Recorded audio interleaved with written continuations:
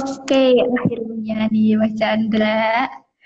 Apa kabar? Ganti device ya, tadi ternyata device-nya kurang support, jadi aku harus ganti device yang lain. Oke, oke, akhirnya bisa nih. Mas Chandra apa kabar? Bisa juga. Apa kabar makanya? Baik-baik, Mas Chandra gimana? Sehat? Alhamdulillah, sehat, sehat, sehat. Oke, suaraku kedengaran jelas kan ya Mas? Jelas, jelas, sangat jelas sekali, sangat jelas sekali. Oke, oke. Langsung aja deh, Mas Chandra ini kan selaku Business and Development-nya Raja Wali Indonesia ya. Nah, bisa dijelaskan nggak ke kita Raja Wali Indonesia itu apa? Di bidang apa gitu lah, dijelasin perkenalan gitu.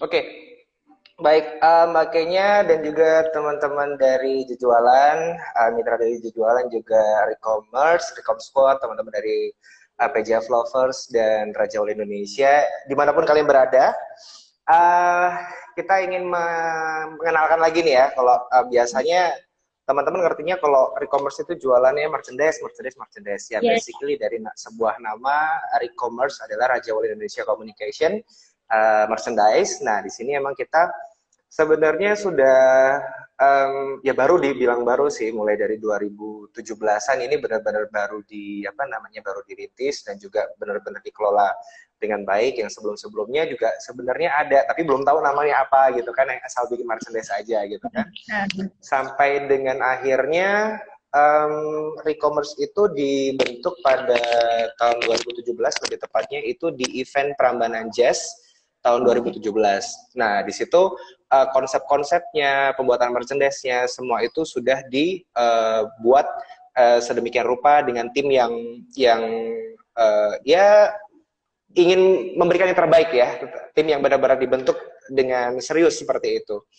Di situ awalnya sih kita masih meraba-raba ya, lebih tepatnya adalah meraba-raba untuk event sekelas Prambanan Jazz ini seperti apa sih yang harus dibuat, kemudian event seperti Borobudur Symphony, kemudian Jogja Rokarta, Mojosik Festival, itu semua sedang proses apa ya, proses inkubasi di mana memulai sebuah bisnis musik kemudian disandingkan dengan bisnis sampingannya seperti ada kuliner dan salah satunya adalah merchandising. Nah, di sini sudah mulai serius digarap dan di situ mulai melakukan riset-riset. Jadi emang sebenarnya kalau bikin merchandise nggak asal bikin kaos terus dijual, tetapi kan dilihat dari warnanya, lebih banyak warna apa yang laku, kemudian desain apa yang lebih digemari, kemudian aksesoris apa yang diminati. Karena kan setiap event itu segmentasinya kan beda-beda ya. Kalau event rock tuh kan dominan lebih ke cowok, kemudian kalau ya, event jazz itu lebih ke apa namanya, hal-hal yang lebih romantis seperti itu, ya. hal-hal yang lebih romantis ya gitu. Cowok dan cewek yang suka romantis, suka jazz itu pasti segmennya beda sekali gitu kan. Nah, di situ yang membuat kita harus berpikir banyak, gimana sih caranya untuk membuat sebuah merchandise sesuai dengan segmennya, kemudian sesuai dengan pasarnya juga, dan kalau bisa tidak bersisa setelah Oke. event.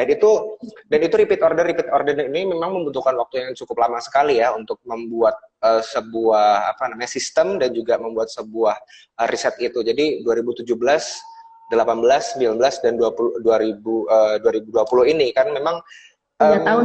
kita ya 3 tahun ini kita selalu membuat rumus yang berbeda-beda karena di tahun 2017 itu kita ada event Jogja Rokarta yang pertama kali di tahun 2017 baru membuat, terus kemudian ada perpindahan tempat yang akhirnya yang tadinya kita mau jualan aja, tapi kan kita harus memikirkan gimana nih caranya supaya orang itu tetap menginginkan sebuah merchandise dalam sebuah konser musik rock seperti yang pertama kali gitu kan. Kemudian ada event lainnya yaitu di tahun 2018 mulai dari Mojosik Festival, kemudian beberapa musik yang apa event musik yang lainnya seperti apa namanya kayak beberapa event kecil-kecil di beberapa kota seperti David Foster seperti itu. Dan memang tidak semua event itu bisa kita buat merchandise-nya, tidak semua event karena memang merchandise itu gampang-gampang susah untuk membuatnya karena gampang-gampang susah itu karena apa? Karena tidak semua artis ataupun tidak semua manajemen itu mengizinkan kita untuk mengerjakan merchandise-nya. Iya. seperti itu. Jadi dari mereka pun juga mereka membawa merchandise sendiri seperti halnya kayak merchandise-nya Westlife itu Hah? mereka membawa merchandise langsung dari luar untuk dibawa ke Indonesia dan kita operator untuk menjual produknya Oh seperti ya. itu. Kemudian Mariah Carey juga kita dikirimin barang dari luar negeri, terus kemudian kita yang ngambil paket, terus kemudian kita yang menjualkan barangnya Oh ya. seperti itu. Terus kemudian Judas Priest itu yang di Jakarta kita juga apa namanya sebagai operator untuk menjual merchandise seperti itu. Dan kalau untuk event-event sendiri yang di merchandise Raja Wali Indonesia lakukan itu adalah event-event yang kita kelola sendiri, event-event yang kita bangun sendiri seperti itu. Tapi tidak menutup kemungkinan kita tetap menawarkan kepada klien-kliennya seperti klien-klien kita ataupun artis-artis yang ingin perform di tempat kita seperti halnya kayak konser Sewindu Tour Tulus yang itu ada di beberapa kota 2019 kemarin itu kita menjadi partner dari Tulus Company untuk mengerjakan project-project merchandise-nya mereka. Walaupun tidak semua ya, ada beberapa bagian yang kita kerjakan seperti itu. Jadi Berarti bisnis nggak cuma untuk eventnya nggak cuma di Jogja kan, udah di mana-mana juga. enggak. Iya, iya. Untuk event-eventnya nggak hanya di Jogja, itu ada di Jakarta, kemudian ada di Surabaya, Solo, Semarang, Magelang, juga seperti itu. Kalau Raja Wali Indonesia sendiri, kita lebih fokus pada tempat-tempat yang eksotik gitu ya. Seperti kayak Oke. Prambanan, Borobudur, kemudian Sampokong, Semarang, terus kalau di Magelang, Solo atau di situ ada The Colomadu, bekas pabrik gula Colomadu, seperti itu. Jadi kita lebih apa namanya lebih ingin mengkoneksikan antara budaya kemudian sejarah seperti itu. Berarti nggak asal aja ya milih tempatnya juga ya Mas ya. Iya, perlu riset juga sih untuk menentukan tempat-tempat itu supaya nggak biasa gitu. Kayak di gedung itu kan biasa seperti itu, Iya. stadion juga biasa gitu. Oke, terus kan berarti bisnis ini tuh sangat berhubungan dengan event. Nah, Iya, betul. adanya pandemi ini, lalu dunia per-eventan tuh jadi seperti apa sih Mas? Oke, sebenarnya kalau ngomongin secara garis besar event itu semua pasti akan terdampak dengan COVID-19 ini ya. Nggak hanya event musik, event corporate pun juga semuanya tertunda, event corporate semua tertunda, terus kemudian event sekolah-sekolah juga tertunda gitu kan, apalagi event yang mendatangkan masa itu sangat terdampak sekali gitu kan. Ada yang bahkan dibatalkan, ada yang ditunda, ada yang dari promotor itu langsung menundanya tahun depan gitu daripada mengambil resiko dan tidak tahu kejelasannya seperti itu. Dan alhamdulillahnya Raja Wali Indonesia ini memiliki unit bisnis yang lainnya selain event yang mengumpulkan massa, ada intimate konser yang kita lakukan tanpa mendatangkan massa, yaitu adalah konser virtual. Itu sebenarnya konser virtual ini sendiri sudah kita gagas sebenarnya itu dari beberapa tahun yang lalu dan itu tayangnya di e-konser channel di UCTV. Nah, sebenarnya ini intimate konsernya ini tidak membutuhkan penonton yang banyak, tetapi orang bisa nonton konser live dari rumah, kemudian merasakan ambience konser itu. Memang tahun-tahun lalu memang belum begitu terasa, belum begitu bisa dirasakan. Tetapi ternyata di kondisi ini seperti halnya gayung bersambut gitu. Ternyata orang mau nggak mau dipaksakan harus mengerjakan konser virtual ini seperti itu. Dan appreciate sekali dengan pekerja seni yang ada di Indonesia, khususnya di kota Yogyakarta yang mereka tergerak dan bisa berevolusi juga lebih tepatnya beradaptasi dengan konser yang offline dan kemudian divirtualkan seperti itu. Gitu. Jadi emang kalau terdampak sih memang terdampak, tetapi kita juga nggak bisa diem kalau orang Jawa bilang ora obah ora mamah gitu. Benar banget. Terus Iya. kalau ini nih menurut Mas Chandra sendiri berarti penting banget ya untuk menyiapkan manajemen risiko apabila nantinya akan terjadi sesuatu yang tidak terduga ya. Contohnya kayak pandemi ini kayak tiba-tiba datang aja harus ngefek semuanya kan. Jadi seberapa penting sih manajemen risiko itu untuk para pebisnis gitu? Sebenarnya resiko itu tidak hanya di pandemik ya. Mhm. Resiko itu tidak hanya di pandemik. Lebih tepatnya waktu zamannya Pilpres beberapa tahun yang lalu, ada beberapa event yang itu tidak bisa dilakukan karena masa tenang. Oh ya, Jadi heeh. masa tenang. Jadi mendekati itu. Padahal kita sudah promo itu 1 tahun sebelumnya gitu kan. Dan tidak Mhm. tahu acara itu berdekatan dengan tanggal yang ditentukan sama pemerintah.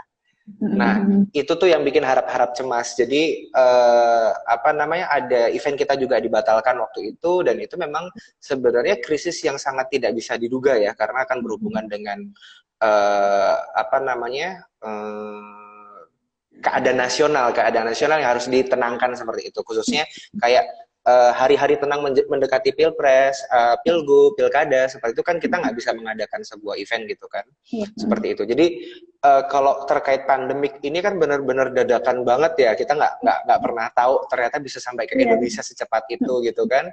Padahal itu case-nya ada di akhir tahun 2019, kemudian merambat-merambat seperti itu. Dan ya saya yakin semua promotor, semua pekerja seni itu juga pada ketar-ketir waktu di awal bulan Februari kemarin gitu kan. Iya. Dan alhamdulillahnya kita di Yogyakarta awal tahun kemarin itu ya deg-degan juga gitu loh, setelah kita selesai, kemudian Presiden Jokowi menyatakan 1 hari setelah itu Indonesia ada yang kena COVID seperti itu kan. Itu ya ampun, itu Iya. coba kalau kejadian H-1 disampaikan itu kan kita juga ketar-ketir. H+1 loh itu setelah event gitu kan. Dan itu membuat kita juga sebenarnya harus mawas diri sih, harus lebih menjaga diri untuk bisa beradaptasi dengan kondisi seperti ini. Kalau misalkan kita hanya terkungkung di sebuah ruangan dan kita tidak bisa berekspresi di luar, ya itu kita nggak akan bisa apa-apa gitu. Dan alhamdulillah juga kemarin sebagai bentuk apa namanya, pengobat rindu rasa kangen, di tanggal 18 Juli kemarin kan kita bikin Prambanan Jazz online ya. Iya. Prambanan Jazz online itu di Candi Prambanan itu sebagai pengobat rindu, walaupun tidak ada pasar kangen, walaupun tidak jualan merchandise, tidak bisa rebutan merchandise seperti itu, tapi kita waktu itu kampanyenya adalah sebagai pengobat rindu, sebagai tombol gelol untuk penikmat musik jazz seperti itu. Dan juga emang ada pesan yang kita sampaikan bahwa saat kondisi itu kita berikan harga spesial sih di hari H itu, khusus di hari H diskonnya cukup besar banget gitu. Karena dari diskon yang cukup besar supaya orang tetap membeli, dan kemudian sebagian dari dana tersebut kita berikan donasi untuk pekerja seni yang ada di Indonesia seperti itu. Itu yang membuat kita bisa berpartisipasi dalam kondisi seperti ini. Kalau kita cuma jualan merchandise, ya kita cuma untung sendiri gitu kan. Tetapi kan kita juga apa ya yang bisa kita berikan buat teman-teman kita yang di sana gitu kan. Akhirnya ya udah deh kita bikin program seperti ini. Dan sebenarnya program itu tidak kita lakukan di apa namanya, di tanggal 18 Juli kemarin ya. Tetapi 2 bulan sebelum Prambanan Jazz online itu kita sudah buat pre-order untuk penjualan merchandise Prambanan Jazz, dan itu sebagian dananya atau sebagian keuntungannya itu kita berikan untuk tenaga seni ataupun tenaga medis. Ada yang tenaga medis, kemudian pekerja seni di Yogyakarta seperti itu. Oke, terus Gitu. kalau strateginya sendiri nih yang udah dilakukan Reformers ini, yang udah dilakukan Raja Wali Indonesia ini, ketika survive menghadapi pandemi ini apa? Apakah ada pembaruan kayak misal tadi kan ada jadi konser virtual gitu ya? Apakah ada Ya, pembaruan ya, ya. atau strategi untuk survive yang lain itu ada nggak? Ada yang lain gitu nggak, Mas?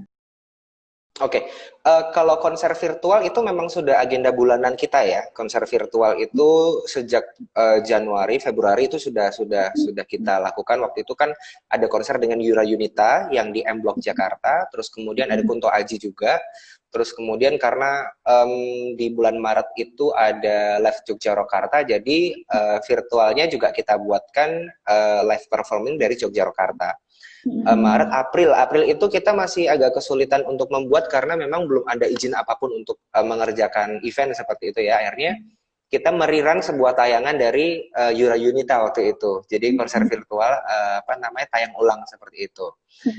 Terus kemudian untuk di bulan-bulan berikutnya, bulan ini dan seterusnya itu nanti akan kita lanjut dengan konser virtual dengan tenaga seni atau pekerja seni dari promotor sendiri itu tidak banyak. Jadi benar-benar meminimalisir SDM. Yang penting mereka tetap bisa berkarya, tetap bisa bergerak, dan juga bisa menghasilkan sebuah karya seni musik dan juga hiburan seperti itu. Karena emang kalau untuk dari pekerja seni sendiri sih, niat utamanya itu untuk menghibur orang lain ya, bukan untuk... Iya, betul. Iya, benar. Ini udah ada yang nanya. Boleh. Oh ya, ini nanti kalau untuk yang penanya, kita punya dari Recommerce punya 9 merchandise nih buat dibagi-bagi giveaway. Jadi yang yang bertanya untuk hari ini saat live ini akan kita kasih ada 9 merchandise dari Yogyakarta, dari Batik Musik Festival, kemudian ada dari Prambanan Jazz juga. Terus ada dari Mojosik Festival, ada beberapa buku demi musik, kemudian ada merayakan buku dan musik, membaca musik, menyanyikan buku, dan 100 konser musik di Indonesia. Itu nanti akan kita bagi-bagi. Buat yang tanya, yuk tanya. Boleh. Jadi Kanca Jualan langsung aja nanya ya, karena merchandise-nya banyak banget dan menarik banget. Soalnya nanti kalau nggak ada yang nanya, itu merchandise buat aku semua. Oke. Baik. Bacain ya, ini ada dari @makkriuk.id nanya, Mas nanya, gimana cara mengubah pola pikir dalam bisnis ketika kita sudah mentok? Oke, Mas Chandra silakan dijawab. Oke, saya ulangi. Gimana caranya mengubah pola pikir dalam bisnis ketika sudah mentok? Caranya adalah kita harus kulik informasi dan melek media. Karena kalau misalkan kita marketplace-nya ada di jualan, kita lihat nih marketplace yang lainnya seperti apa. Kemudian seperti itu. Jadi kalau harus ingin menaikkan visitor, berarti kan kita harus memperbaiki diri. Selain memperbaiki diri, memperbaiki produk. Memperbaiki produk supaya orang tertarik. Seperti halnya kemarin kan nggak ada yang nyangka kan kalau pebisnis masker bisa meraih keuntungan sampai miliaran rupiah. Ya nggak ada yang nyangka juga, ternyata masker scuba itu yang harga HPP-nya juga kisaran 10 ribuan itu bisa dijual 20.000, ada yang 30.000, tergantung desain-desainnya. Nah ini kembali lagi, kita akan menjual bentuk dalam seperti apa gitu kan, apakah hanya masker polosan, ya udah itu di pinggir jalan banyak gitu kan, tetapi kalau kita menjual karya, kita berkolaborasi dengan orang, itu bisa menjadi sebuah nilai plus dari usaha yang kita lakukan. Dan kemudian kalau kita melakukan sebuah kolaborasi, itu juga akhirnya kita kan di dalam kondisi pandemik ini nggak bisa jalan sendiri dan juga nggak bisa ego kan. Nah ini caranya adalah kita berkolaborasi dengan platform-platform manapun. Misal dari jualan lewat WhatsApp, kencengin DM, kemudian endorser seperti itu. Ya, kalau kita ngomongin masalah bisnis, kita nggak cuma ngomongin merchandise ya, tetapi bisnis secara global. Bayangin aja, awal-awal pandemik di bulan April dan Mei, itu teman saya nggak bisa masak, tiba-tiba bisa masak semua. Akhirnya jual makanan semua. Jadi, gitu, ya kan? Undam ya ketika pandemi ini ya. Iya, itu dia. Makanya kita harus berinovasi, gini, the power of kepepet itu sangat luar biasa. Kita nggak akan pernah tahu potensi apa di dalam diri kita yang akhirnya membuat, ternyata aku bisa gambar, ternyata aku bisa edit foto di Photoshop atau di Corel seperti itu. Ternyata aku bisa masak, ternyata aku bisa desain kerudung, dan akhirnya banyak orang-orang sekarang masih membeli, kan jarang berani ke toko ya. Akhirnya ke marketplace atau ke jualan seperti itu. Nah, yang dicari itu adalah kepraktisan. Nah, semakin praktis cara membelinya, itu semakin membuat orang tertarik. Semakin banyak promo yang diberikan, itu semakin banyak orang juga tertarik. Nah, mungkin dari 100 produk, buatlah 15% atau 10% itu produk promonya, supaya meningkatkan penjualannya seperti itu. Itu sih. Ya, berpikir di luar kotak lah, think out of the box gitu. Jadi jadi Jangan ibarat kata kita kayak orang jualan kelontong diem aja di toko nungguin orang lewat, padahal nggak ada yang berani keluar rumah gitu kan. Akhirnya mau nggak mau kan harus nawarin ke tetangga-tetangganya lewat WA, Bu ada yang mau beli beras nggak? Ini saya mau anter atau apa. Nah hal-hal seperti itu tuh. Ketika mentok kan akhirnya kita kebuka, aduh kalau diam gini ya listrik mati nggak bisa kebayar gitu kan akhirnya. Iya, berarti Seperti itu. orang ubah orang mamah itu tadi ya Mas ya. Iya betul banget itu orang obah orang mamah gitu. Oke, lanjut deh ke pertanyaan kedua. Ini ada Herlin Dwi. Herlin Dwe. Konser virtual bisa dilihat di mana jadwalnya? Oke, konser virtual bisa dilihat di mana? Nah, yang pertama harus dilakukan oleh siapa nih? Herlin Dwi, yang harus dilakukan oleh Herlin Dwi itu adalah follow akun Instagramnya Raja Wali Indonesia, kemudian Prambanan Jazz, dan e-konser channel. Di 3 platform itu akan sangat jelas sekali jadwal-jadwal konser virtualnya. Nah, kalau nonton konser datang ke venue kan biasanya mahal tuh. Nah, kalau untuk konser virtual ini harganya sangat ekonomis. Jadi bisa kita tonton lewat handphone, bisa kita tonton lewat laptop, seperti itu. Jadi untuk jadwal artis, kemudian kapannya itu lebih tepatnya bisa lihat di 3 platform Instagram tadi ya, Prambanan Jazz, kemudian Raja Wali Indonesia, dan e-konser channel seperti itu. Oke, siap. Terus ada pertanyaan selanjutnya dari Boleh. @footnote15. Kak mau nanya dong, gimana cara penjualan yang efektif di masa pandemi ini? Oke, penjualan yang efektif kita kembali ke apa namanya? Sebentar, kita kembali ke masa-masa lama, getuk tular, tuh, getuk tular. Jadi gimana caranya kita ngasih tahu ke teman kita, memberikan pelayanan yang baik supaya teman kita memberikan respon ataupun feedback yang bagus dan menceritakan ke orang lain. Itu kalau versi apa namanya tradisionalnya ya. Tetapi kalau udah versi modern atau canggihnya adalah mention aja tuh ke teman-teman yang potensial buyer, di mention potensial buyer, khususnya di DM, bantu promote dong gitu, bantu promote dong ke teman-teman ya. Nah, manfaat itu teman-teman yang banyak. Percuma kalau followersnya banyak cuman nge-like doang tapi nggak ngebantuin gitu kan. Nah, kita juga dulu sempet teman-teman kita juga satu kantor juga ada yang jualan makanan dan akhirnya kita sendiri yang beli supaya benar-benar roda perekonomian juga berputar seperti itu dari lingkungan kita sendiri seperti itu. Oke, gitu. berarti di lingkungan terdekat aja dulu gitu ya Mas ya? Ya, supaya kalau dari lingkungan terdekat kita sudah berani, kita tinggal one step lagi naik ke atasnya. Oke, lingkungan luarnya gitu kan. Dari ya teman-teman kan pasti juga punya teman-teman alumni apapun ya, mungkin SD, SMP, SMA, terus organisasi itu bisa jadi pasar gitu. Karena mereka saya yakin juga nggak berani keluar waktu itu ya, dan juga bingung mau beli apa gitu kan. Akhirnya oh ternyata ada temanku yang jualan ini, kenapa nggak aku larisin temanku sendiri? Gitu. Oke. Karena yang misal kita promo ke teman, kan teman itu juga punya teman, temannya juga punya teman-teman gitu ya Mas ya? Iya, betul. Itu kan getuk tularnya ada di situ. Oke. Iya. Lanjut deh ini. Ini ada yang bukan nanya tapi cuma mau bilang Mas Chandra keren. Salam dari Palangkaraya. Wih. Udah punya fans ya Mas ya? Oke. Dari siapa? Dari Nisa.Rahimia. Oke, Nisa Rahimia ada di Palangkaraya. Ini teman saya nih. ini juga salah satu MC juga yang di kondisi pandemik ini bisa survive dengan mengikuti protokol. Nah, ini juga bisa kita lakukan ketika kita ingin melakukan bisnis gitu kan. Dah ikuti aturan yang ada supaya kita tetap bisa survive. Kayak gitu. Jangan egois.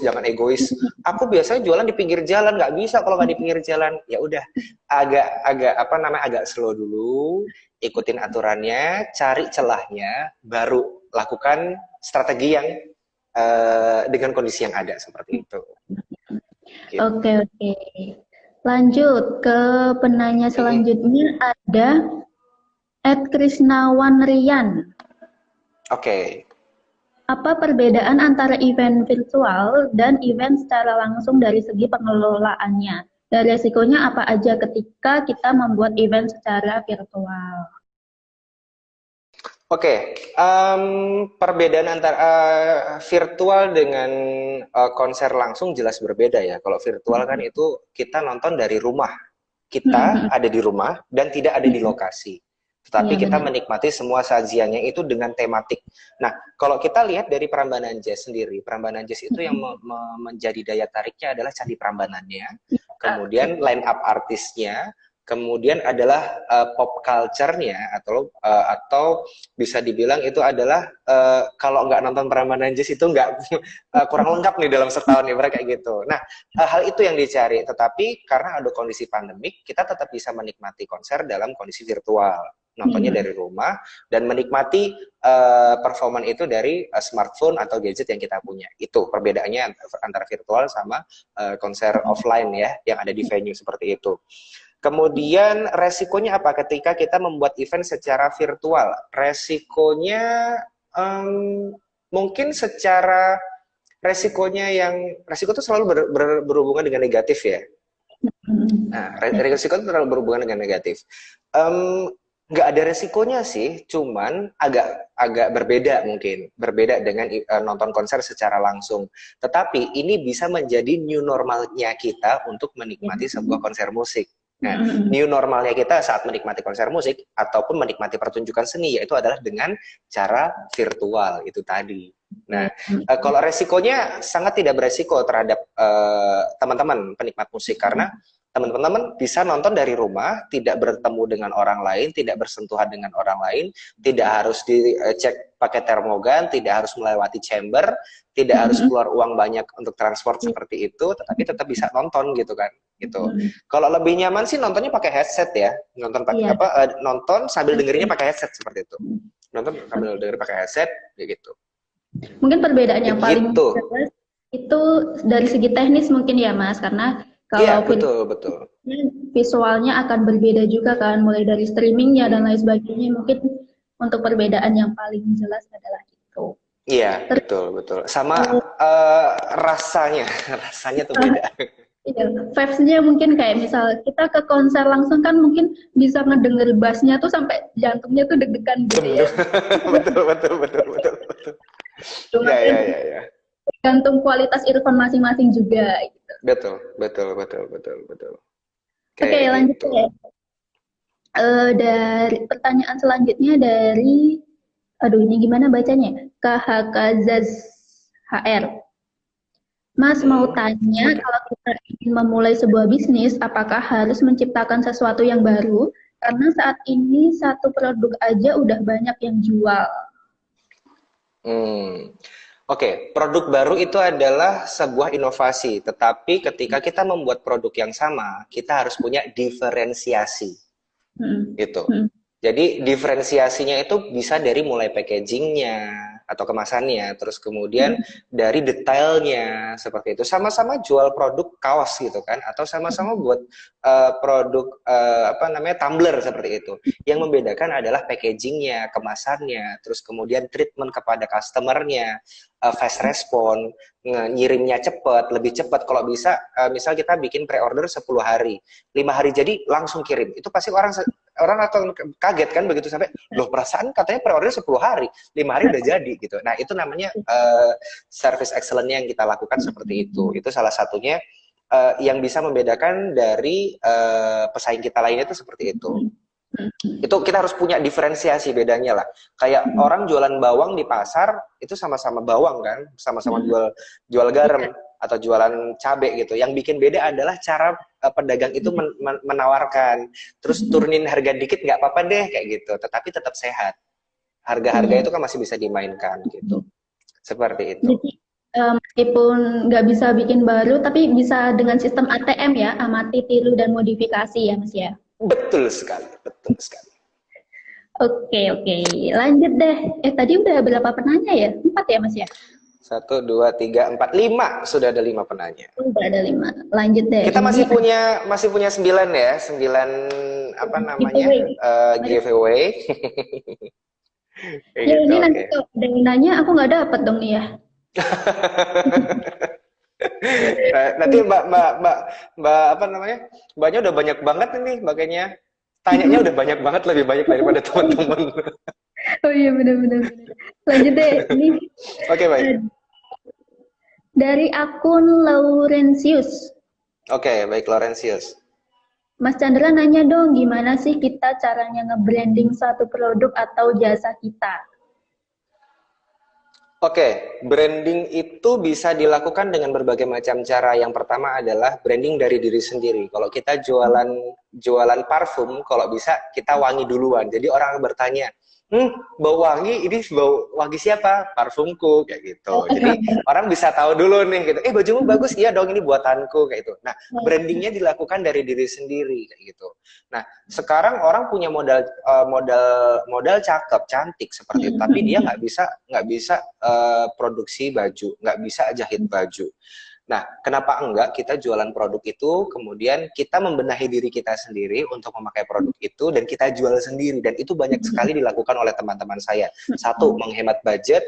Kedua, adalah kita bisa mengeksplor diri kita, ya udah nggak usah bayar orang kalau kita bisa mampu kayak gitu. Nah, tapi di satu sisi, nah kita harus imbangi dengan banyak belajar. Teknik fotografi, teknik editing itu di apa namanya, di YouTube banyak kok. Jadi itu kita bisa sambil belajar kayak gitu. Jadi kalau misalkan sistem ATM, amati, tiru, modifikasi, itu sangat bagus sekali bisa dilakukan. Tetapi kalau misalkan belum mampu melakukan itu, ya udah lakukan sesuai dengan naluri dulu. Kamu maunya jualan seperti apa? Tetapi kalau kondisi kayak gini, kita berpikir dan bekerja dalam satu waktu yang bersamaan. Jadi jangan gegabah, karena seketika kita salah memilih strategi, itu kita bisa fatal sekali. Karena yang kita lakukan satu langkah aja udah ngeluarin duit loh sekarang ini. Kalau mundur juga ngeluarin duit lagi gitu kan. Mengevaluasi ngeluarin duit lagi. Jadi kalau bisa melangkah, berpikir, mengerjakan, memproduksi, menjual, menawarkan itu dalam satu waktu dan mengirimkan. Nah, itu gimana caranya tuh? Jadi dipikir bersamaan gitu. Pinter-pinternya efisiensi ya Mas ya berarti. Benar, efisiensi itu tadi, kalau nggak mau ribet, ATM, amati, tiru, modifikasi. Itu lebih gampang. Kalau kita sudah bisa melakukan itu, nanti kita bisa melakukan dengan modifikasi yang bisa kita lakukan gitu, dengan cara kita sendiri. Nah, itu supaya berbeda dengan produk lainnya. Makanya modifikasi. Jadi meskipun barangnya sama, tapi entah caranya penjualannya yang berbeda atau ada tambahan-tambahan lain gitu, tetap harus ada bedanya lah ya istilahnya. Iya, betul. Oke, lanjut pertanyaan selanjutnya. Ada dari akun Mas Fer. Perlu nggak ya Mas kita bergabung di komunitas jualan gitu? Pernah ada pengalaman nggak setelah gabung komunitasnya ternyata ide bisnisnya diambil teman? Gini, jangan takut ide bisnis diambil teman. Berarti kendalanya adalah kita kurang peka dan kita kurang satset. Jadi jangan salahin orang lain kalau mencuri ide kamu. Karena salahnya adalah di diri kita. Kenapa dia bisa, kenapa kita enggak? Nah, itu kembali lagi ke kita. Tapi tidak bisa disalahkan juga karena memang mencuri ide itu sangat, bukan mencuri ya, yaitu tadi ATM, amati, tiru, modifikasi. Berarti dia sudah langsung menerapkan hal itu. Berarti kalahnya adalah kita kurang peka dengan amati, tiru, dan modifikasi. Itu sebenarnya basic banget untuk memulai sebuah ide, Terus kemudian perlu nggak ya kita bergabung di komunitas jualan gitu, atau pedagang, atau komunitas sales seperti itu? Jujur, saya itu tergabung dengan komunitas sales Indonesia, yang itu isinya adalah marketing semua, ya, atau sales semua, mulai dari SPG, mulai dari sales motor, sales mobil, jualan susu, jualan minuman, dan semuanya. Itu di situ ketika kita bertemu, memang ketakutannya adalah ketika sama-sama jual produk rokok dengan brand yang berbeda, itu ketika menceritakan sebuah ide bisa jadi ditiru. Tetapi yang dicari adalah di komunitas kita harus ikhlas, kita harus berbagi. Karena kalau ilmu cuman kita miliki sendiri dan kita tidak bagikan, ya akhirnya mentok. Di sini tuh apa namanya ya, kayak apa ya, kalau kita banyak berbagi itu pasti kita akan dapat menerima tapi tidak saat ini gitu loh. Kebaikan yang kita berikan itu kadang nggak kita terima langsung saat ini, bisa jadi bulan depan, tahun depan, atau kadang nggak langsung ke kita tapi bisa ke adik kita, orang tua kita, atau orang terdekat kita mendapatkan kemudahan dari orang lain. Itu sih prinsip yang harus dipegang. Jangan takut kalau ide kita dicuri, tetapi kita harus kuat ketika ide kita dicuri. Kita harus introspeksi. Kenapa ide kita dicuri? Atau kenapa ide kita dicontoh sama orang lain dan lebih berhasil? Berarti kita punya kurang satu hal, kurang punya ketepatan dan juga kecepatan. Nah itu, berarti kan besok lagi kalau punya ide disimpan, kemudian disiapin supaya besok-besok nggak diambil orang lagi, seperti itu. Jadi sangat penting kita bergabung dengan sebuah komunitas, karena kalau kita bertemu dengan orang-orang yang wangi, kita kan pasti akan kecipratan wanginya kan. Gitu. Iya, benar. Jadi sekalian bisa sharing juga kan pengalamannya masing-masing. Benar. Karena kalau ikut di komunitas itu nggak semuanya orang lapangan kok, ada juga manajer, ada juga manajemen, dan di situ orang-orang yang senior biasanya tidak pelit ilmu. Itu yang harus dipahami. Orang yang sudah senior biasanya mereka lomo atau murah ilmu gitu. Tetapi kita harus pintar-pintar, jangan Pak, tolong dong saya diajari, bukan seperti itu bertanya, tapi Pak, saya tuh punya masalah seperti ini. Kira-kira kalau saya lakukan seperti itu gimana ya? Nah, itu adalah cara memancing dia supaya bisa memberikan advice ataupun masukan ataupun strategi tipis-tipis gitu loh. Untuk bisa mendapatkan banyak ilmu dari mereka kayak gitu. Oke, ini ada pertanyaan lagi nih. Dari mana tadi ya?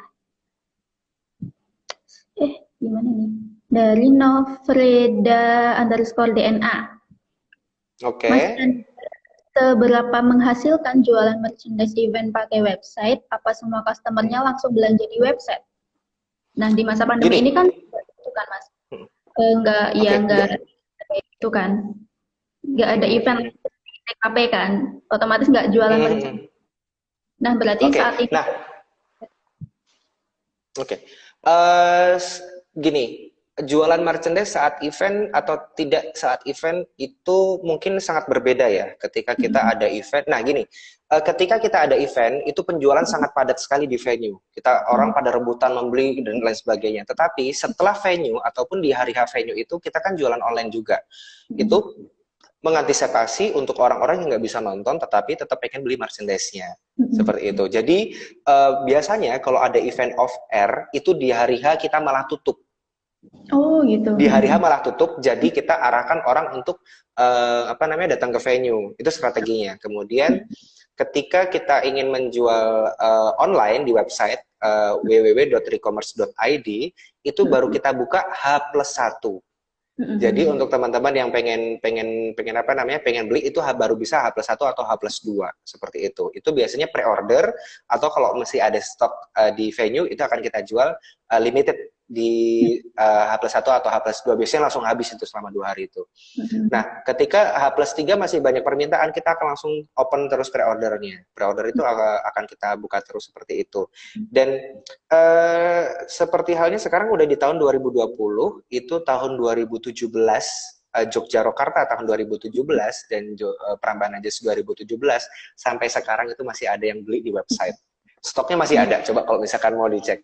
Kita selalu produksi setiap bulan dengan model yang sama, desain yang sama, seperti itu.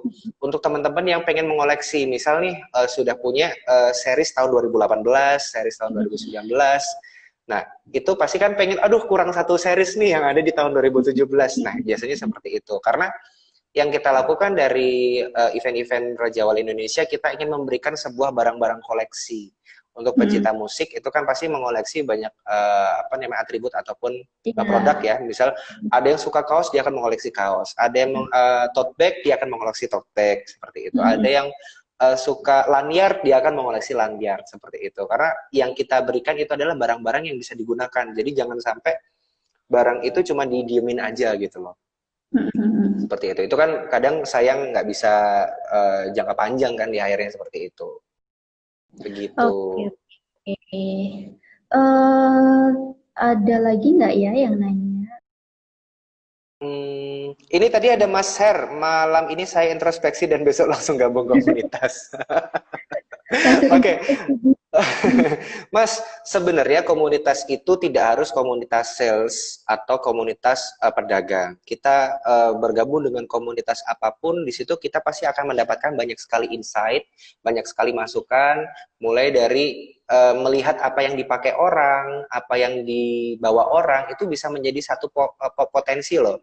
Misalnya sekarang orang pada nge-vape ya, nge-vape itu ya, pengganti rokok itu. Nah, biasanya kan orang pada pakai tali ataupun dikantongin aja gitu kan. Nah, kenapa nggak dicoba menjual lanyard dengan desain custom seperti itu? Misal desain-desain yang lucu-lucu lah, yang manly atau yang kekinian seperti itu. Karena kan pengguna vape itu kan nggak cuma cowok, cewek juga ada. Terus kemudian tote bag ataupun aksesoris-aksesoris yang berkaitan dengan COVID atau dengan protap COVID-19 nih, jualan hand sanitizer, paket-paket seperti itu juga bisa dilakukan. Jadi itu idenya muncul juga dari, oh iya ya, lengkap juga kalau misalkan kita jual satu paket, beli satu udah dapat banyak, orang pasti seneng seperti itu. Nah, mainnya jangan kuantiti besar, main kuantiti kecil dulu, dilihat demand-nya orang, apa namanya, dilihat orang banyak yang minat apa enggak, seperti itu. Gitu. Oke, sangat menjawab pertanyaan. Ini ada yang tanya juga nih, Krisna Wanrian, masnya nge-vape nggak? Enggak. Enggak. Jadi belum tentu kita yang jualan, kita juga yang pakai. Belum tentu ya, belum tentu. Tetapi karena kita ingin menjual barang yang dibutuhkan banyak orang. Saya jualan Pampers, itu belum tentu saya pakai Pampers segede ini kan. Iya, benar-benar. Gitu. Jadi Iya, gitu. apa ya?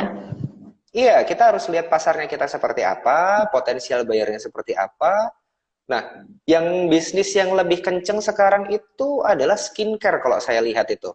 Banyak skincare baru yang sebenarnya gini, skincare yang sudah dijual di toko offline seperti di mall atau apapun itu, ada beberapa yang saya lihat itu mereka sudah off, tidak membuka lagi di gerainya, tetapi berpindah ke website ataupun di apa namanya, marketplace seperti itu. Karena satu, lebih menghemat budget, kedua apa namanya, dengan budget yang dipakai untuk gaji karyawan itu dipakai untuk cost promo produk-produknya itu. Tapi kan akhirnya kasihan adalah si karyawan-karyawannya ya yang terdampak seperti itu. Gitu. Jadi apa namanya, sedih juga sih kalau misalkan beralih ke online. Tetapi kita pun di online, di e-commerce sendiri itu juga sebenarnya kewalahan sih ketika kita ada orderan pasca event, itu kan pasti butuh banget bantuan dari teman-teman volunteer juga seperti itu. Dan beberapa kita mengundang teman-teman volunteer di Recom Squad ya, di Raja Wali Indonesia Squad itu kan punya Recom Squad. Jadi kita kadang oprek untuk after event untuk bantuin, iya, untuk volunteer untuk jualan di apa namanya, di menyiapkan produk-produk pesanan dari apa namanya, dari customer, dari PJF lovers atau pecinta konser atau pecinta merchandise konser seperti itu. Berarti di zaman yang sekarang ini website toko online itu penting banget ya Mas ya? Maksudnya ya dengan pandemi ini kan kayak tadi nggak boleh kontak, terus nggak mungkin datang ke gerai langsung. Berarti kan kayak sebuah keharusan gitu loh punya website toko online di masa-masa kayak gitu. Sangat penting, karena kalau kamu nggak punya warung, orang juga nggak ngerti warungmu kayak apa. Ketika kita punya warung sendiri, dengan kita hias seperti apa, orang akan lihat ciri khas kita. Kalau kita jualan di apa, sosmed gitu, oh ya udah, platformnya sosmed kan kayak gitu aja gitu kan. Tetapi kalau kita jual di marketplace, itu saingannya banyak banget. Tetapi kalau kita jualan di website, itu membuat kita punya kebanggaan tersendiri nih loh, kalau mau belanja di tempatku tuh di website. Karena di websiteku tuh kayak gini-gini mudah, nggak kalah mudah dari yang lain. Tetapi yang perlu dilakukan adalah kita harus lebih cepat dari marketplace, kita harus lebih cepat dari apa namanya, dari sosial media untuk penanganan customernya. Karena kalau udah lebih dari sehari, misal ordernya sekarang tapi diresponnya besok, padahal orangnya pengen sekarang, terus kemudian dia bisa pindah ke tempat lain gitu. Karena kembali lagi, kalau sharing ide, kalau bisa kita tanggung jawab dengan idenya itu, terus kita harus gercep nih, untuk apa namanya, menangani ataupun menghandle customer itu gitu kan. Oke. Ini karena udah nggak ada yang nanya lagi, jadi aku yang nanya deh. Pertanyaan Wah, mau dapat merchandise sih kayaknya. tetap harus usaha untuk dapat merchandise-nya. Mau nanya nih, Oke. eh, harapannya apa sih? Atau pesannya deh, pesan untuk para pebisnis entah yang baru mulai ataupun yang sekarang sedang survive juga lah di masa Oke. pandemi. Pesannya sekarang itu adalah tetap harus bergerak, tetap harus berkarya, tetap harus menghasilkan sebuah produk dengan kita harus membuka mata, jangan melihat ke depan tapi benar-benar dibuka supaya kita bisa melihat celah potensi pasar kita nggak hanya di depan ini tetapi ada di mana-mana. Iya. Tetapi jangan lupa kita juga harus fokus dengan produk yang kita jual. Kalau kita jualnya misal di toko di toko online kita, di website kita itu jualnya macam-macam banyak banget. Itu juga kita pasti akan kewalahan untuk order, untuk beli produknya. Pilihlah 10 produk terlaris yang laku di tempatmu, itulah yang kamu jual dan dimaksimalkan untuk jual di situ supaya kita bisa tahu. Kalaupun kamu mau lebih membuat lebih singkat lagi ataupun lebih sedikit lagi, jual 5. Kalau mau lebih ekspertis lagi, jual 1, tapi kamu menjadi yang terekspert. Misal Nah, order sekarang, klik mau order, terus kemudian dia nanya, Kak, ready nggak? Ready, langsung dibalas.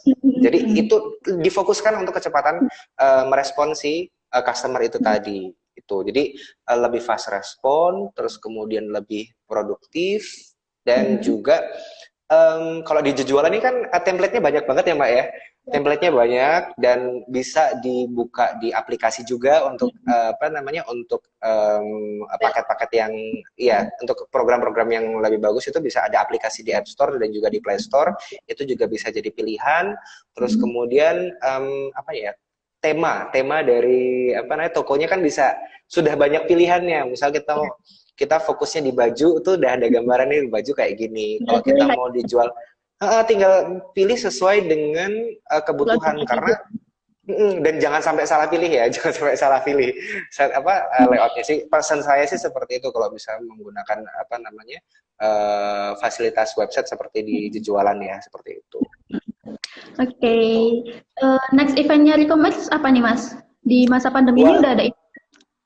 kalau re-commerce sendiri kita masih ada beberapa program lagi sampai dengan Prambanan Jazz besok di tanggal 30 31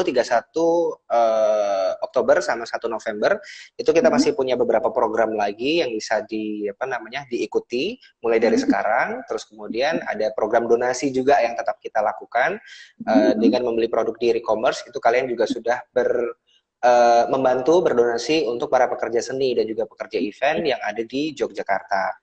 Kemudian yang kita lakukan lagi, kita memang setiap bulan ada selalu program-program ya, program-program yang akan diberikan. Kalau yang kemarin itu beli kaos merchandise dapat masker, free masker. Nah, kalau orang pada jual kita kasih aja nih, seperti itu. Jadi produk-produk program-program itu yang akan kita launchingkan beberapa waktu nanti dan nanti kita bisa lihat karena gini kita sebenarnya tidak perlu membuat program tetapi masih beberapa orang itu membutuhkan gitu loh jadi yang perlu kita pikirkan itu adalah seberapa butuh kita dengan produk itu ketika kita sudah suka langsung diambil jangan sampai kehabisan karena ketika sebuah produk itu diproduksi itu kan pasti ada masa jenuh ataupun masa lewatnya dia dan ini harus akan menjadi barang-barang stok nih supaya benar-benar eksklusif nah itu yang harus dipahami bahwa kalau jualan merchandise kan memang merchandise event ataupun konser itu yang dipikirkan adalah saat datang ke venue-nya aja.